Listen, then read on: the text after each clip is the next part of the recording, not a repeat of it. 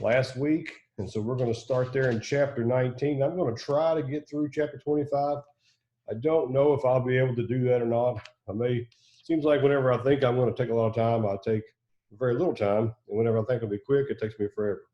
So let's go ahead and start looking at chapter 19 of Deuteronomy, and this kind of begins this section that is going to be kind of headed by the idea of some of the things of under the 10th commandment, that you shall not murder.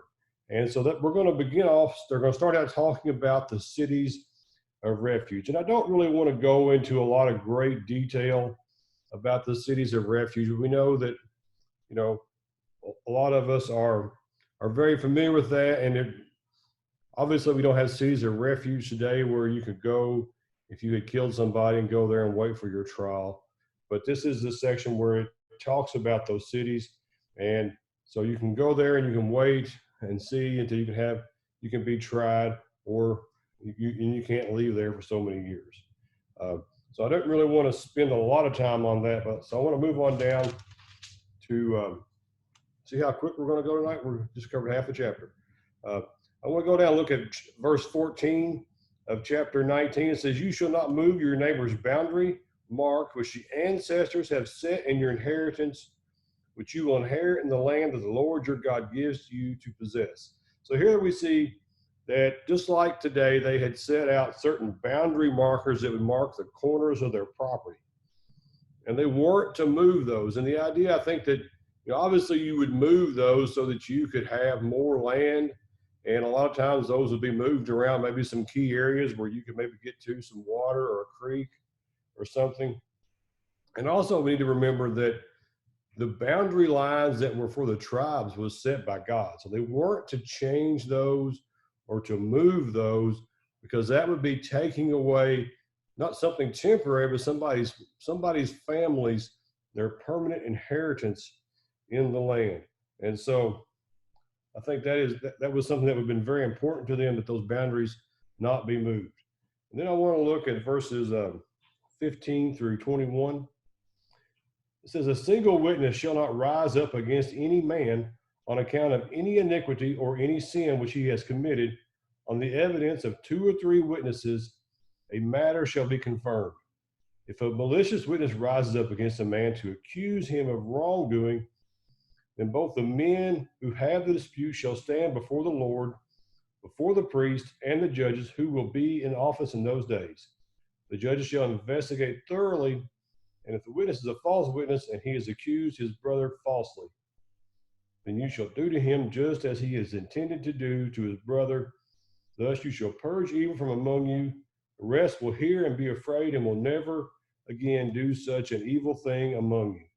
So God takes the accusing of his people very seriously, accusing them of a sin that they would do. And he requires that you would have at least 2 witnesses, that you would have somebody come forth to bring this evidence. And we're going to see later on that there was some physical evidence in one particular case would be accepted. So I would see how physical evidence could also be brought in these matters as well. But I think we see that whenever God is looking at the witnesses, that he's expecting them to be honest and fair, because the rule for bringing a false charge against somebody, being a false witness, is you would suffer the same thing that they would have suffered that you would have charged them against. So if you were being a false witness of somebody that would be, given the death penalty, then you as well, if you were found to be, being a false witness in that matter, you would receive the death penalty. So we can see how that would discourage people a whole lot from being that. And it even says that the rest will hear and be afraid and will never again do such an evil thing among you. So not only are these laws written by God to help stop this from happening, but it's kind of like a preventative type thing, where it would cause people not to want to do it. And then he talks about here in verse 21, says, "You shall not show pity, life for life, eye for eye, tooth for tooth, hand for hand, and foot for foot." This is the idea that whenever you think about showing pity or feeling sorry for somebody. Maybe he didn't know what he was getting him into. It says they're not to do that. But it's to be, life for eye and eye for eye. And we know that Jesus talked about this in Matthew, the 5th chapter.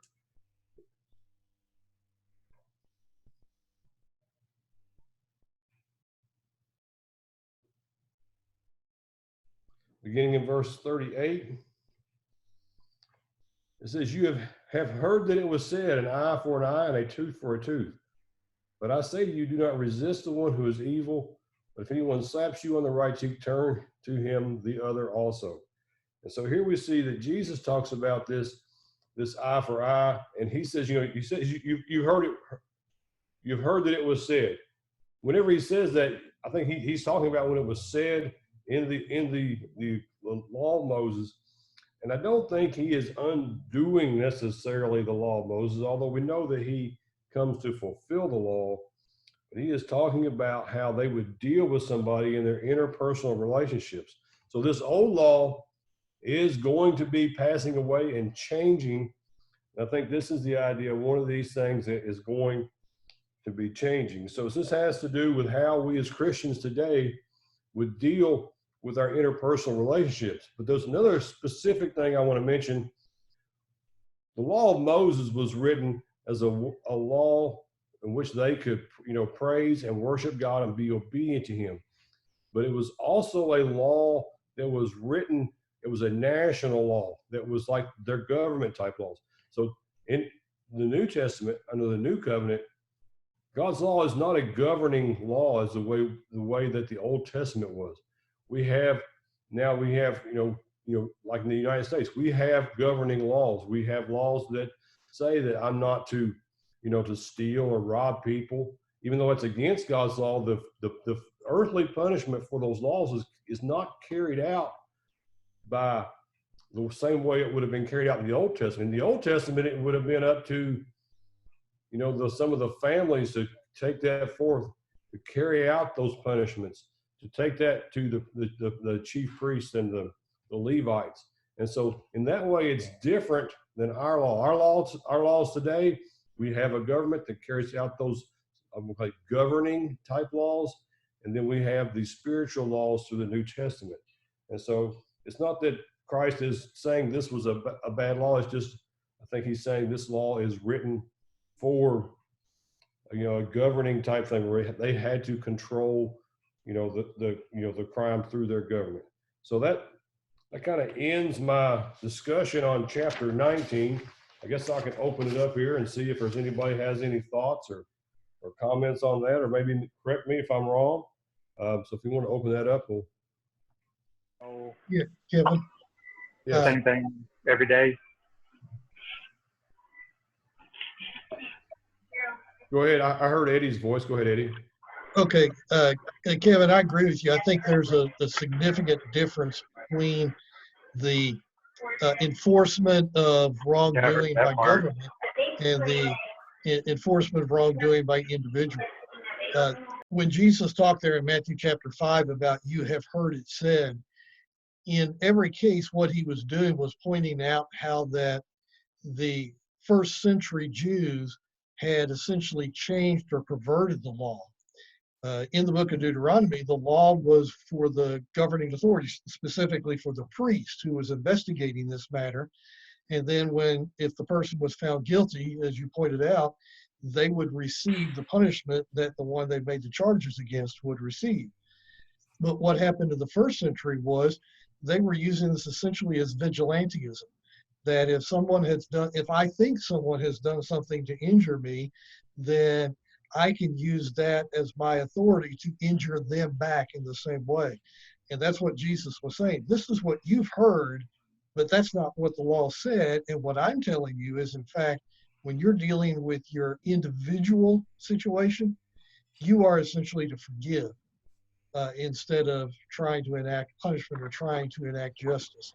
It doesn't mean government should not enact justice. Romans 13 makes that very clear.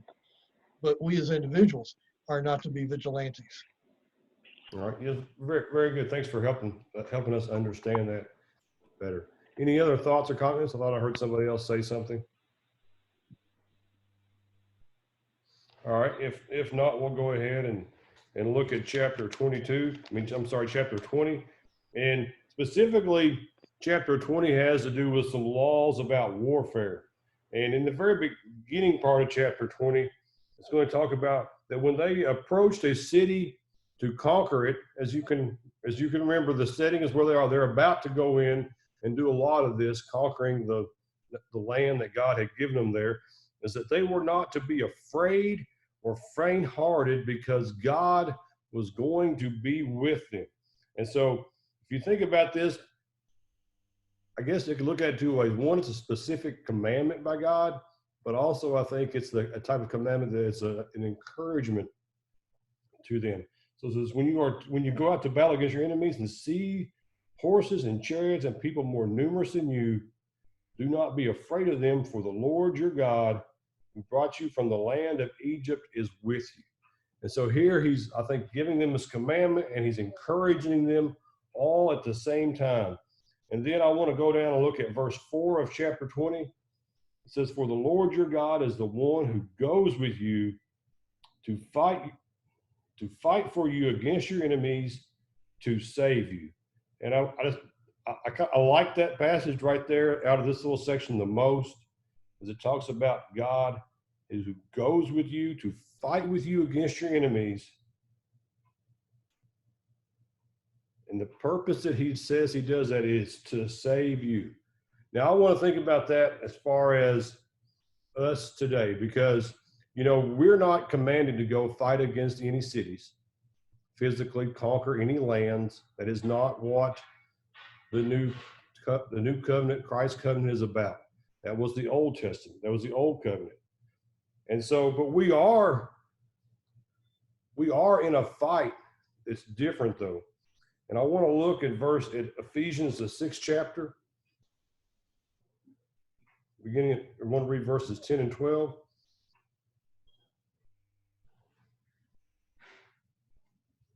It says, finally, be strong in the Lord and in the strength of his might. Put on the whole armor of God, that you may be able to stand against the schemes of the devil. For we do not wrestle against flesh and blood, but against the rulers and authorities, against the cosmic powers over the present darkness, against the spiritual forces of evil in the heavenly places. So yes, we are in a fight, and we are to, it says, to be strong in the Lord and in his strength and in the strength of his might. I think oftentimes, when I get discouraged is when I'm depending on my own strength and my own might. And quite honestly, if I start depending upon myself, I fail. If we go on and read that, we're going to see talk about taking up this armor of God. We go through, we're going to look at, there's the belt of truth, the breastplate of righteousness, shodding our feet with the gospel of peace, the shield of faith, and the helmet of salvation. How can I look at what God commanded the children of Israel? And basically, this is a very similar, the same commandment, except it's not a physical commandment, it's a spiritual commandment that he gave them. I can see how when they did what they were supposed to, the success that God gave them, and when they didn't, how God allowed them to be destroyed. And so I think we need to look at that. We can apply this to our lives as well. Also, if you keep on reading in this passage, there's some people that are given some exceptions not to go fight in the war whenever there was a battle. And some of there was three main exceptions that were given there. One is if somebody had built a new house and had not dedicated it yet, or if somebody had planted a new vineyard and had not harvested it yet, and also if they had taken a new wife or a fiance. And so if you read some of the things, they were saying, well, these are not the kind of people that you would want to take into battle because they might be distracted. I might be worrying about, my new house. I might be worrying about, my vineyard. I need to get my grapes harvested so I can, make my first payment, so I can, get the grape juice. Also, obviously, whenever you're somebody's first married, they're quite distracted. I personally don't think that that was why God gave this commandment, because I think that God is the one who was doing the fighting for the children of Israel. So it didn't matter their skill level as long as they were obedient to God. But I think some of the other things that I read was this had more to do with receiving the initial blessing from God, and where if you were going to get a new house, that would be a blessing that was granted to you from God, a vineyard, or a new wife or a fiance, those would be blessings that would be given to you by God, and the first fruits of those blessings. And so I want to look at a passage in Luke, the 14th chapter.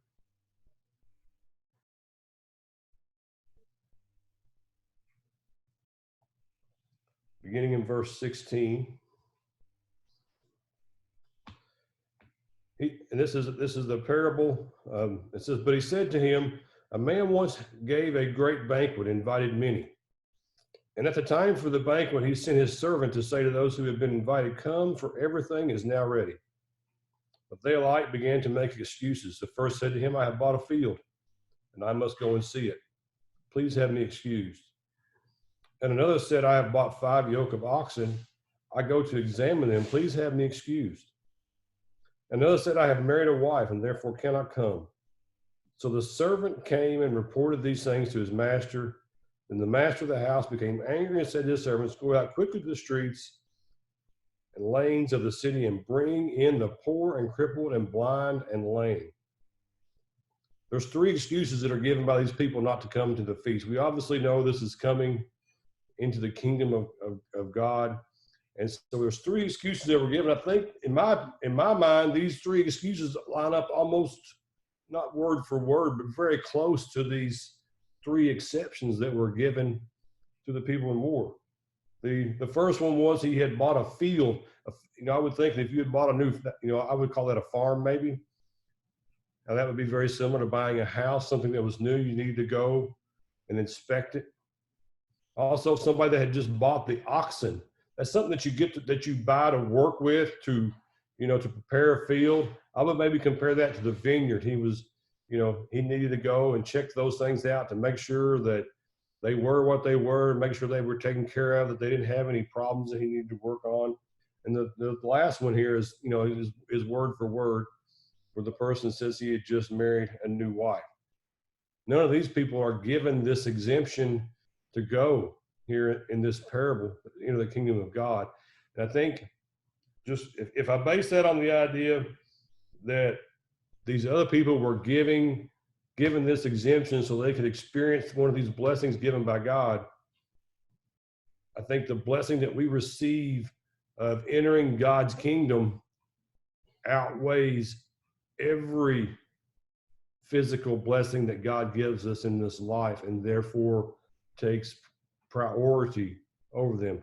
I hope, I kind of hope that that makes sense. This is kind of the way I understood that. And I also want to look at Matthew, the 8th chapter, in verse 18. Now, when Jesus saw a crowd around him, he gave orders to go up to the other side. And a scribe came to him and said to him, Teacher, I will follow you wherever you go. So here we have this scribe telling him he's going to follow Jesus wherever he goes. And Jesus replies to him, Foxes have holes and birds of the air have nests, but the Son of Man has nowhere to lay his head. So here we see that Jesus didn't really have very many of the physical blessings that God gives us. And then it says, another disciple said to him, Lord, let me first go and bury my father. And Jesus said to him, follow me and leave the dead to bury their own dead. That seems very harsh and cruel to think about that response if you wanted to go and bury your father. Some of the things said that maybe his father hadn't died yet, but it was the responsibility of the Jews to take care of their parents. That was their responsibility. The father may have already been dead and need to be buried. But I think this is the idea that following Jesus takes precedent over all of our responsibilities in this life, as well as takes precedence and priority over all of the physical blessings that we could receive from God. Also here in this chapter 20, whenever they were to approach a city, you were to offer it terms of peace. I want to make, a little distinction here. The cities that were in the promised land, they were to go in and destroy those cities. No, they weren't to negotiate with them because of the wickedness of those people was full. They were to be completely annihilated, and everything was to be, was to be destroyed. All the people, so that people wouldn't influence the people. Now he's talking about cities that are far off. So when they approached a city that was afar off, they could negotiate peace with them.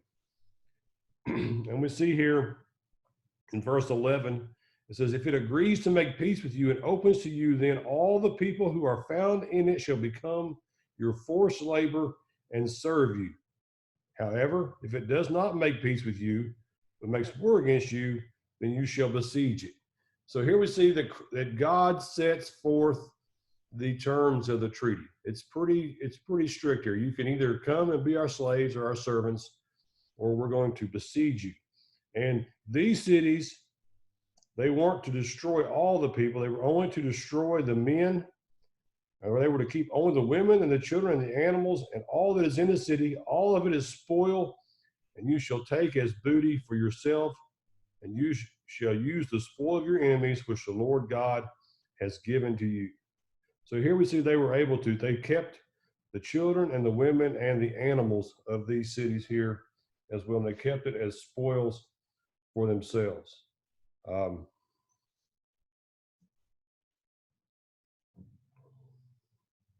And so the rest of this chapter kind of deals with how in verse 7, talks about how they were to go in and destroy the cities and they were in the land, and talks about, goes into some detail about the trees and cutting down of certain trees and constructing, things out of those trees to siege the city. So that kind of concludes my discussion on chapter 20. I'll open it back up. Anybody else has any thoughts or comments on chapter 20 as well? We don't know who Jake's parents are. It never tells us.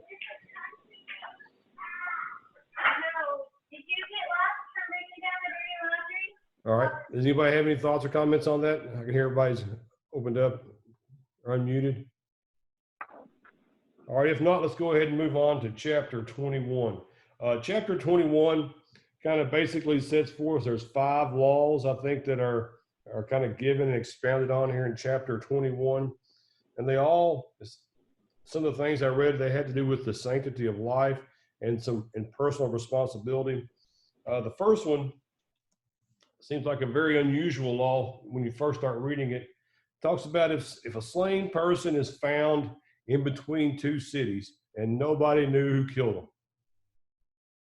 that what they were supposed to do with them.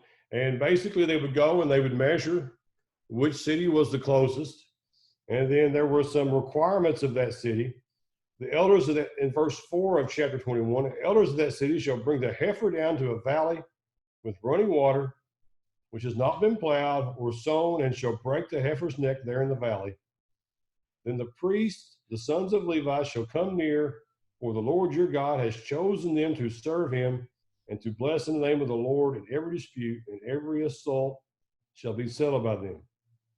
All the elders of that city which is nearest to the slain man shall wash their hands over the heifer whose neck was broken in the valley, and they shall answer and say, our hands did not shed this blood, nor did our eyes see it. Forgive your people Israel, whom you have redeemed, O Lord, and do not place a guilt of innocent blood in the midst of your people Israel, and the blood guiltiness shall be forgiven them. So you shall remove the guilt of the innocent blood from your midst when you do what is right in the eyes of the Lord. That is a very seemingly complicated process. So if a man was found killed and your city happened to be closest to this man and you didn't know what happened to him, you had to go get a heifer, go in the valley with water, break its neck, and then have this ceremony over it, washing it, saying that you didn't know, who had killed this man and that you hadn't done it. And so I think some of the ideas here is that the Israelites in these cities had the responsibility, first of all, not to murder people, but also I think to enforce God's laws. And so this is the idea that they were guilty of this man's death but once they went through this ceremony, they were relieved of that guilt. Now that seems very strange that I would be guilty over something that happened that I didn't have anything to do with. And I think we can look at the way I look at that and think that we could apply to our lives today is if we have how can I be guilty of sin if somebody else did? If I didn't do anything to, if my brother sins and I don't do anything to correct him, to do anything about it, to help him, put that out of his life, then under this idea, this principle, I would be guilty as well. And obviously we can't go and break a heifer's neck in the valley today, but it's the idea that I think we need to take seriously looking out for our brothers. And, we don't like doing this. I don't like doing it. I don't like getting in other people's business. But when I see, or you see one of your brothers erring, I think we have the responsibility to help them or do something about it. That's kind of the idea that they had the responsibility for this man's death, and because they didn't know, they had to go through this offering to be forgiven them, for that to be given them. The next the next law is kind of given here is in verses 10 through 14. And this also is something that I don't know that we're going to, is going to apply much to us today. If you've gone out, when the Israelites had gone out to one of these distant cities and conquered and brought back the women and children, if somebody had found one of these women and they wanted to make them their wife, there were some rules that they had to go by. I think some of these rules give some, well, if you were going to do that, one of the things you had to do is that you had to give her a month to at least mourn for her father and mother, because I'm going to assume that you had killed her father, the Israelites had killed her father in the battle, and I'm not sure, maybe she'd just been taken from her mother, and so she would be given this time to mourn for them. They would give her a change of clothes, that she wouldn't be wearing the same clothes that she wore from the city. I guess they probably had different regions of the world, probably had different styles of clothes.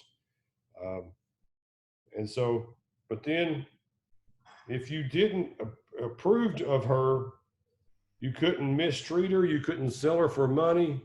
It says that you could send her away, but there were a lot of rules that went along with that. It's very unusual, very complicated, and I don't think that it is God at this point in time that he is telling people, it's okay for divorce. I think this is one of those situations where God knows that people aren't necessarily going to do what's right, but in order to protect these women that would be, taken in as slaves, he's making some laws to allow for them to have some protection. And so we see that if we look back, throughout the Old Testament, there are several passages that reveals that God, doesn't approve that. If we, look at some passages, talking about God created them male and female. In Malachi, there's passages, Malachi, the 2nd chapter, we can look at some of those, talking about, God expecting whenever you get married that you are married, that you become one flesh. There's also here in this chapter, in chapter 8, in verse 18, if a man has a stubborn and rebellious son who will not obey his father or mother, when they chastise him, who will not even listen to him, then his father and mother shall seize him and bring him out to the elders of his city. At the gateway of his hometown, they shall say to the elders of his city, This son of ours is stubborn and rebellious. He will not obey us. He is a glutton and a drunkard. Then all the men of his city shall stone him to death. So you shall remove the evil from your midst, and all Israel will hear of it and fear. At the end of this, we have this statement again, all Israel will hear of it and fear. Hear of it and fear. I think that's the idea. That's trying to encourage young men not to be rebellious of their parents, because they're going to know this law. And so, and if to me, this is another one of those things that if your son is stubborn, he's going to have to be really stubborn and really rebellious in order for you to take him to the city to be stoned.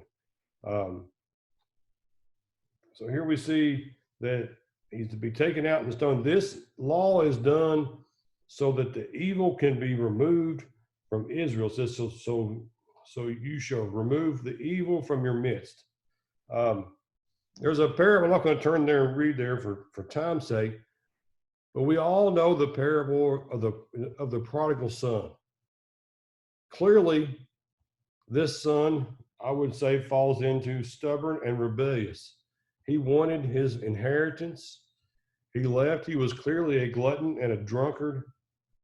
But we see that the father took him back. The father went and killed the fatted goat for him. And this is, typically this is our, what we go to whenever we talk about, a returning brother, one that would return from sin. That is clearly, we aren't to, today stone anybody. I don't think that's even a question. But this was done to, I think, show the seriousness that sin in the midst of Israel, the damage that it would cause. It's beyond my imagination to be in that situation where you would take your son and do that. But that was God's law. And so I want to move on to verses 22 and 23. This talks about if a man has committed a sin worthy of death and is put to death, and you hang him on a tree, his corpse shall not hang all night on the tree, but you shall surely bury him on the same day. For he who is hanged is accursed of God, so that you do not defile your land which the Lord your God gives you as an inheritance. And if anybody can read this and not immediately think about Christ, I don't know how you could do that. And one of the things about this, it says, if the man has committed a sin worthy of death, he's to be hanged on a tree. Clearly, if we look at Christ committed no sin. All right. But yet he was hanged on a tree. And it says here, if he was hanged on a tree, he's cursed of God.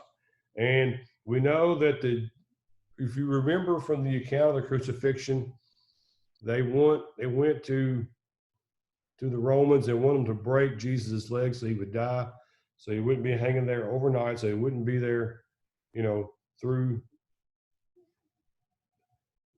over the weekend. And so I want to just turn and look at some passages in John, the 19th chapter, verses 31 and 32.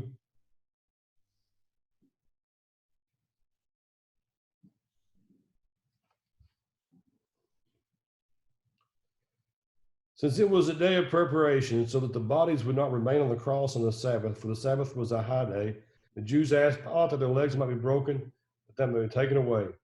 So the soldiers came and broke the legs of the first and the other who had been crucified with him. But when they came to Jesus, they saw he was already dead and did not break his legs. And I also want to read in Galatians, the 3rd chapter, in verse 13. It says, Christ redeemed us from the curse of the law by becoming a curse for us. For it is written, cursed is everyone who is hanged on a tree. So then Christ Jesus, the blessings of Abraham, might come to the Gentiles, so that we might receive the promised Spirit through faith. We go back to earlier, we talked about Christ had committed no sin, but yet he redeemed us from the curse of the law because we have been cursed by the law because we committed the sin. And he received that punishment. He was hung up. We deserved to be the sentence of death. We deserved to be hung on a tree, but yet Christ suffered that punishment for us.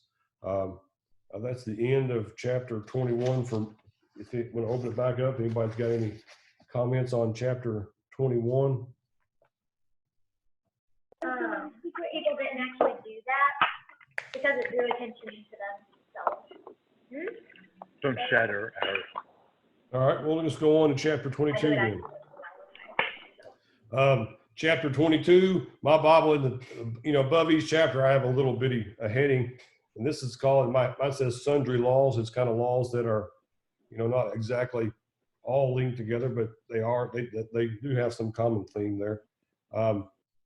It says, you shall not see your countryman's ox or his sheep straying away and pay no attention to them. You shall certainly bring them back to your countrymen. I don't know how many of you all are familiar with livestock and maybe, living in the country.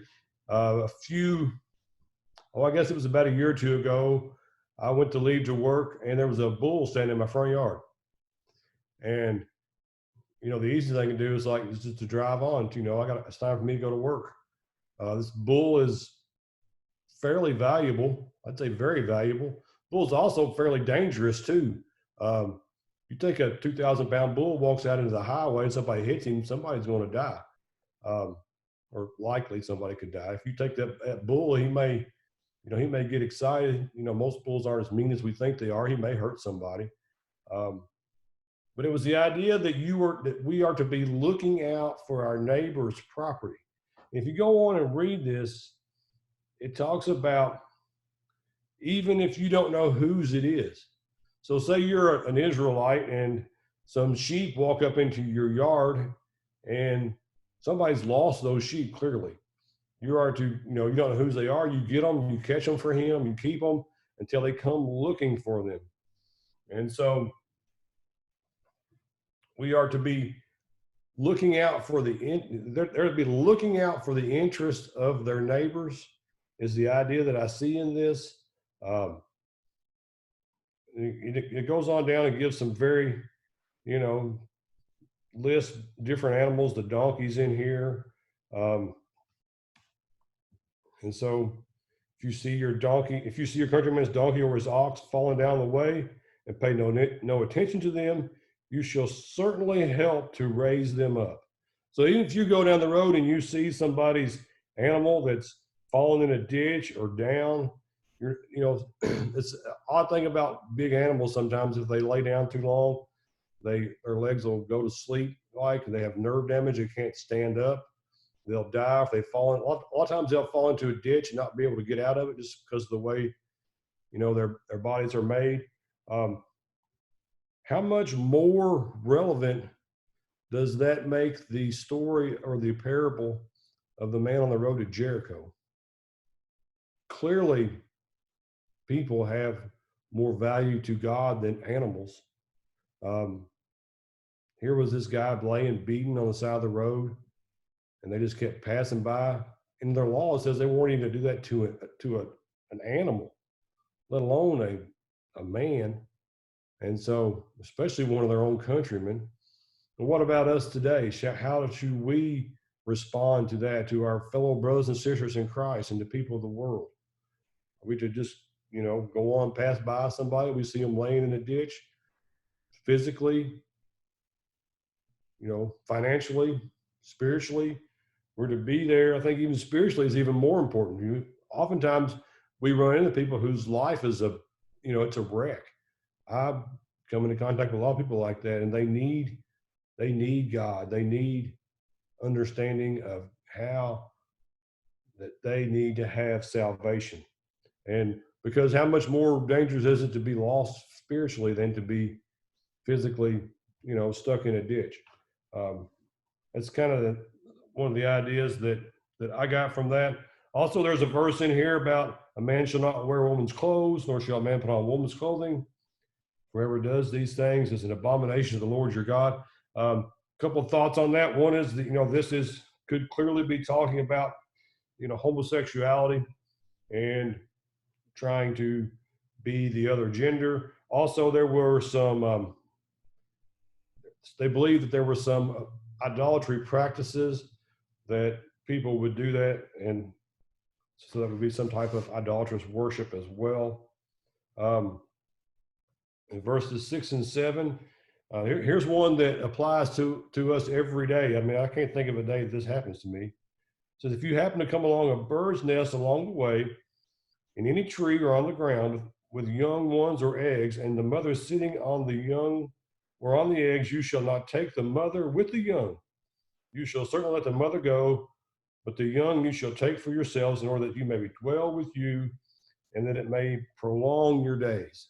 So here's the idea. If you come across a bird's nest, you're not allowed to take, I guess, to eat both the bird and the eggs or the young, but you're to let one of those go, or the mother go.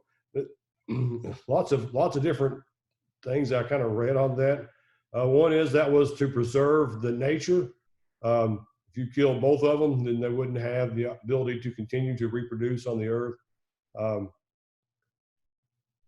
That possibly could be it. I think that God would have that power to keep that species going if that was not his command. But I think that shows God's compassion for, all of his creation, that we are to show respect for it because God cares for his creation. I think we should as well. Now, I know that, clearly he allows them to eat the young or the eggs.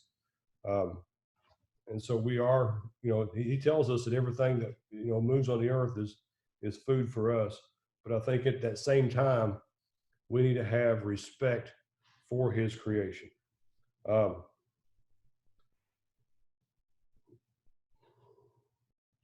Then moving on down here, there's some laws about the mixing of things together. And one of the ideas that this is, the law that this is some laws that derive from not committing adultery. And if you look at verse 9 here, for example, it says, you shall not sow your vineyard with two kinds of seed, or all the produce of the seed which you have sown, and the increase of the vineyard will become defiled. It's hard for us to, at first glance to think about that being, in with the laws that we're concerned about adultery. You should not plow with an ox and a donkey together. You should not wear material mixed with wool and linen together.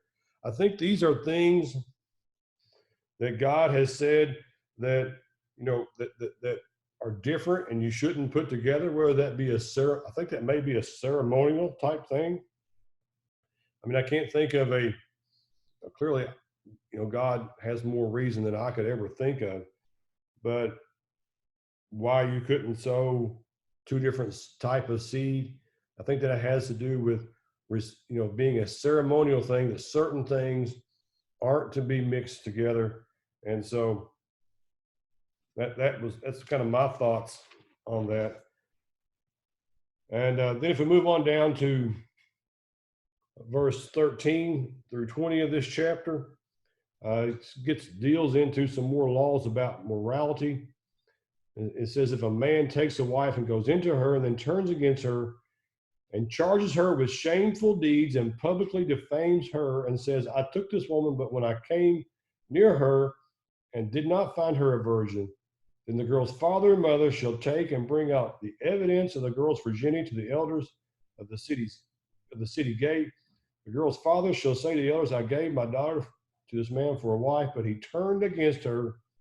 And behold, he has charged her with shameful deeds, saying, I did not find your daughter a virgin, but this is the evidence of my daughter's virginity, and they shall spread the garment before the elders of the city. So the elders of the city shall take the man and chastise him, and they shall fine him 150 shekels of silver and give it to the girl's father, because he publicly defamed a virgin of Israel, and she shall remain his wife, and he cannot divorce her all his days. And so here we have this situation where the man is supposed to have, he's claiming that his wife wasn't a virgin when he found her, and it has shamed her, and her parents are to bring out this evidence. And then whenever they evaluate the evidence and they determine that she was, and this man is fined money, and then it says he was not allowed to divorce her all his days. And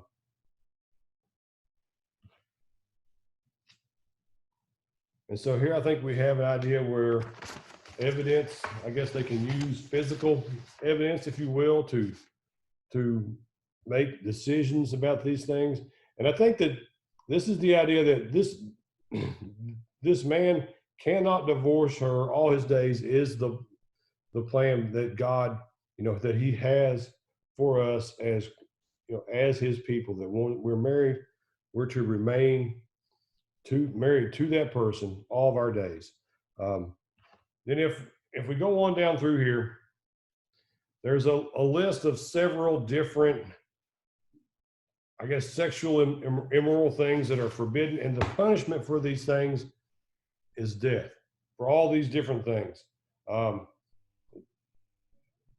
the only one that is in this list here, and I don't want to, go back and read those.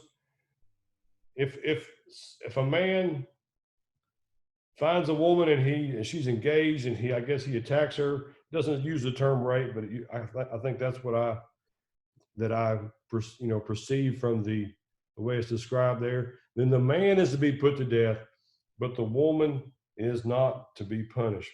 And all these laws are written and further described because I think that God has designed these laws to stress the importance of monogamy and how that is God's plan for us. And we see that if we look around our world today, we see that clearly that is not how most of the world, perceives things. And I would say that even in those days, it probably was not much different. And I want to look at a passage in Hebrews, the 13th chapter, in verse 4.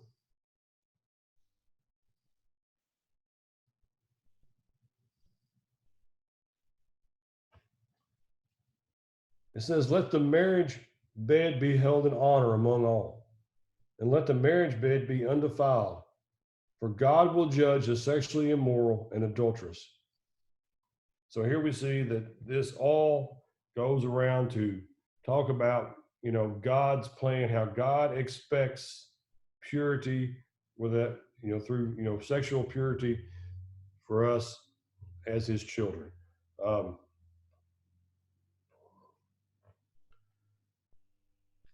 And also, and at the very end of this, in verse 30, it says, it talks about a man shall not take his father's wife so that he will not uncover his father's skirt.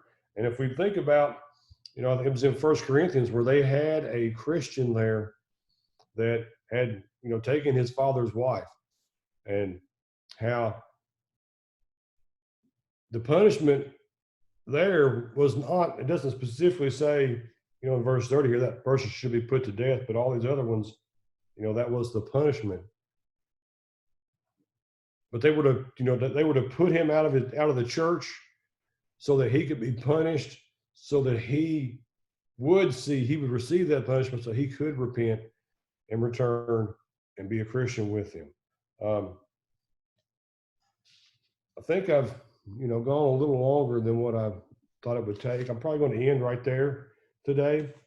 I guess we'll open that back up to questions or comments before we go ahead and adjourn. Reading a book about a girl. Anybody have any thoughts or comments? Nate, I see you got a hand up. Yeah, I mean, it's going through some of this. Things, sometimes uncomfortable for us to read or to think about, but it's so easy to see how Jesus just sums it up when he says, serve God first and love your neighbor as yourself. If we keep those things in mind first, of putting God first and then others second, and like serving ourselves last and, you know, far down the list, we can see how that type of mindset and life living would fulfill all of these. So it's just, you know, it's just striking that, you know, that took them that many thousand, you know, hundreds of years for Jesus to finally come forth and just be like, this sums the whole thing up, guys. All right. Thank you. Anybody else have any thoughts or comments? Okay. If not, I guess we'll end right there. We'll start back on chapter 23. It was good to see all you all and hear from all you all. Still, I'm looking forward to getting back where we can be meeting in person, face to face. We'll probably really appreciate that more than we ever did before following this. But thank you all for tuning in and going through this class with me. I guess I'll see you on Wednesday in Mark. Thank you. Thanks, Kevin.